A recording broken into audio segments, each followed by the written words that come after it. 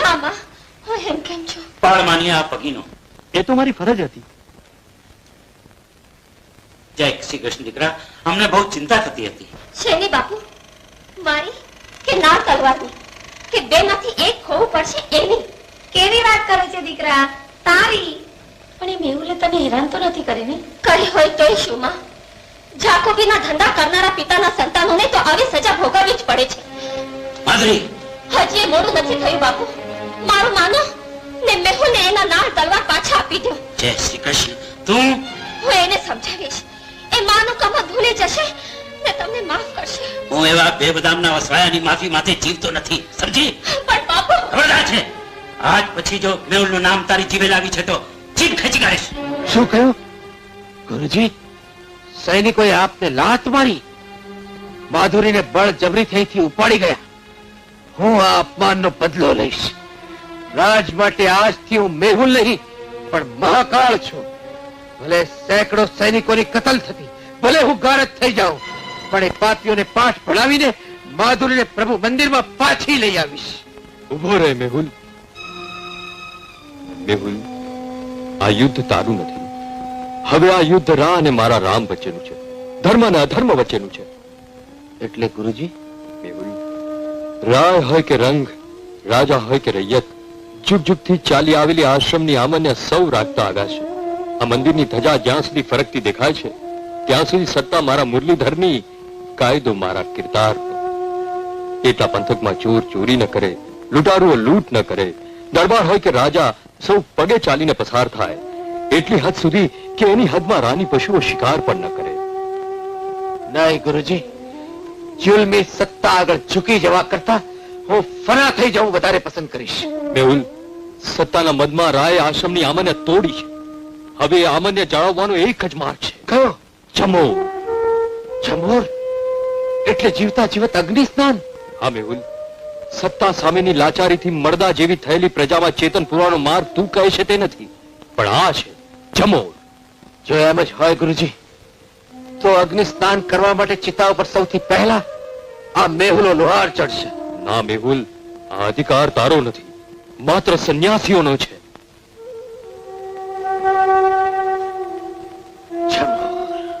હા હા, જાલંધરના જમોર મોગલના છે. જમોર? જમોર? હા, સાંભળે એના શ્વાસ અદ્દર થઈ જાય અને જુએ એના કાળજા કંપી ઉઠે એ જમોર. કાકા, આ જમોર એટલે શું? દીકરા, આ જમોર મંદિરમાંથી નીકળશે. બહાર એક ચિતા પ્રગટાવવામાં આવશે અને તેમાં એક મને સ્વેચ્છાએ જીવતું બળી મળશે. જીવતું બળી મળશે? હા, અને બીજા ભજન ગાતા આગળ વધશે અને જે જગ્યાએથી ચિતા છેલ્લી દેખાશે ત્યાં આગળ બીજી ચિતા પ્રગટાવવામાં આવશે અને બીજું મને પોતાનું બલિદાન દેશે. આ રીતે ત્રીજી, ચોથી, પાંચમી. આમાં એક મનેખના જીવનનો સવાલ નથી બેટા. મંદિરથી જુનાગઢ એટલે 100 ગામનો પંથ, અને આટલો પંથ કાપતા તો 200 થી 250 માણસો અગ્નિ સ્નાન કરશે. હા મહારાજ, મેં સાંભળ્યું છે બેટા કે જમોર જે ગામ પરથી પસાર થાય છે એ ગામનું તનોત પનોત નીકળી જાય છે. જે માર્ગે નીકળે છે એ ધરતીનો પટ વેરાન બની જાય છે. જીવતા માણસોના સળગતા હાથ માણસ ધુમાડો આંભળે ચડે છે અને મેઘરાજ રૂઠે છે. સાચી વાત છે મહારાજ.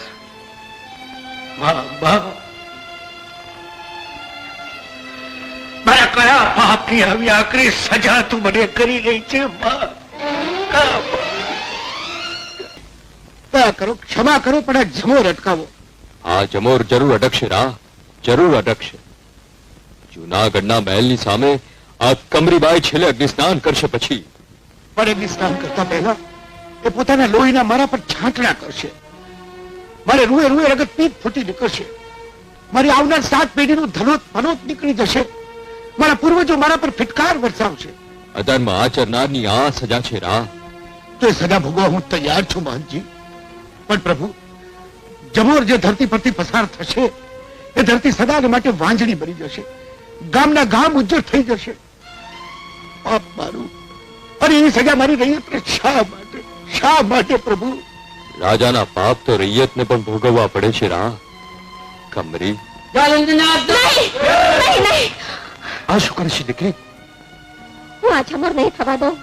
બેટા, આ જમોર તો અધર્મને અટકાવવા માટે પ્રભુએ આપેલો આદેશ છે. એને ન અટકાવ દીકરી.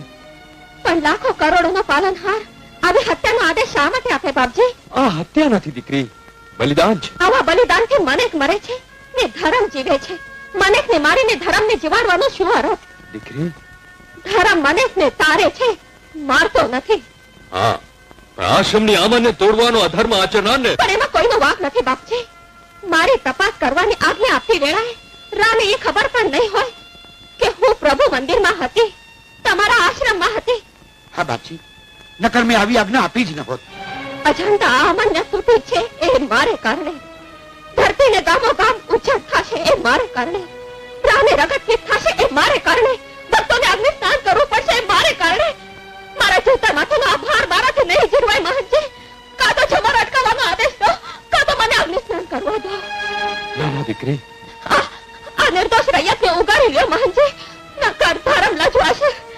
જો મહારાજને એની જાણ નહોતી કે તું આશ્રમમાં છે, જો મહારાજનો ઈરાદો આશ્રમની આમનને તોડવાનો નહોતો, તો પછી આ અગ્નિસ્નાન કરવાનો કોઈ અર્થ નથી. દીકરી, આ જમો રહી જ ટકશે. કદાચ મારા પ્રભુની એ જ ઈચ્છા હશે. જાલંધરનાથનો મુરલીધરનો જય શ્રી કૃષ્ણ. માધવી, તે જમોર શા માટે કાઢો? શા માટે?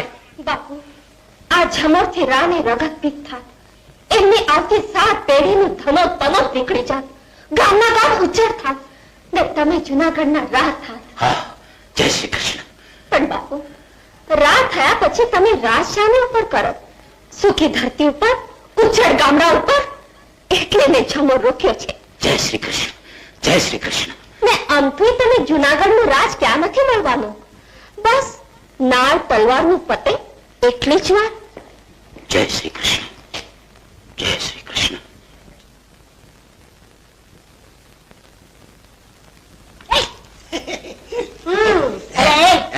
આટલા દિવસ ક્યાં ગુડાણો હતો? મળવા કેમ આવ્યો? અરે ભાઈ, હું 3-4 દિવસ પહેલા તને જ મળવા આવતો હતો. અને તને મળવા આવતો હતો ને ત્યારે એક આમ જંગલમાંથી પસાર થતો હતો. હા, અને જંગલમાં સમથાન જેવી સુમસામ શાંતિ હતી. અને હું ધીમે ધીમે એમાં આગળ વધતો હતો. ત્યાં મારા કાને એક મોટી ત્રાળ પડી. હા, અને મેં આમ જોયું ને, આ એક મોટો વાઘ હતો. પછી શું થયું?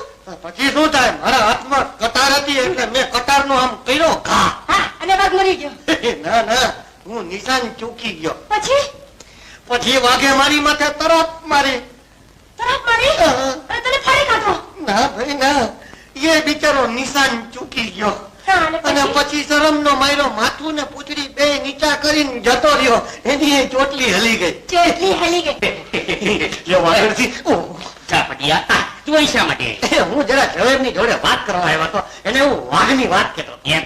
આ તારો બાપ મારા ફળિયામાં મારી આંખોની સામે નવસ્ત્રો નવા તૈયાર થયો. હા, એ તો સમજાવ્યા છે. હા, એટલે દીકરાના સુખને ખાતર એ જરૂર સમજી જશે અને તમે કહો છો તે પ્રમાણે નાશે. પછી તમારા લગ્ન થશે. જ્યાં સુધી તમારા લગ્નનું નક્કી ન થાય ત્યાં સુધી તારે અહીંયા નહીં આવવાનું, સમજો? અરે પણ તમે એમ ગમે ત્યારે ચોટલી ના હલાવો ને. હું તો ચૂપ રહે. હું કાંઈ તારી જેવો નવરો નથી, ઘણો જ ઉતાવળમાં છું. આ કલ્યાણ શેઠ છે ને જૂનાગઢ જવા તૈયાર થયા છે અને મારે રસ્તામાં આડા ફરીને એને શકન કરાવવાનું છે. હાલ તું કર. કલ્યાણ શેઠે કમાલ છે, ગાયને બદલે ગોધાના સુકન લીધે છે. પણ કલ્યાણ શેઠ જૂનાગઢ થોડી વારમાં ઉતાવળમાં.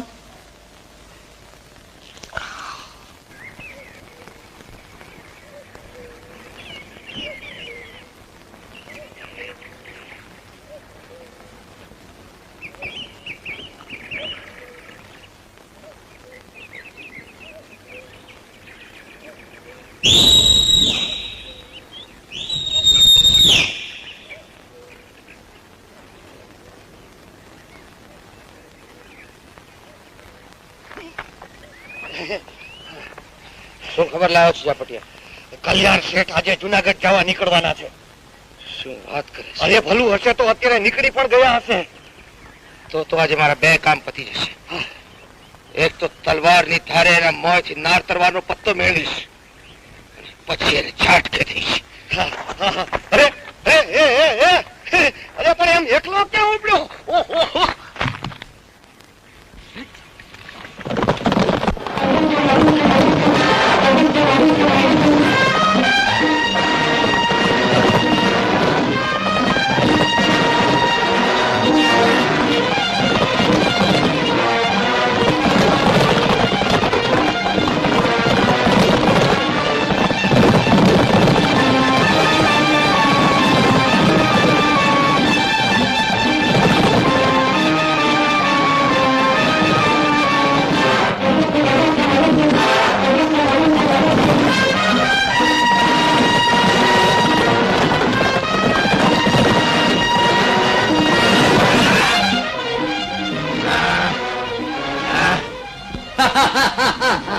કોણ છે તું?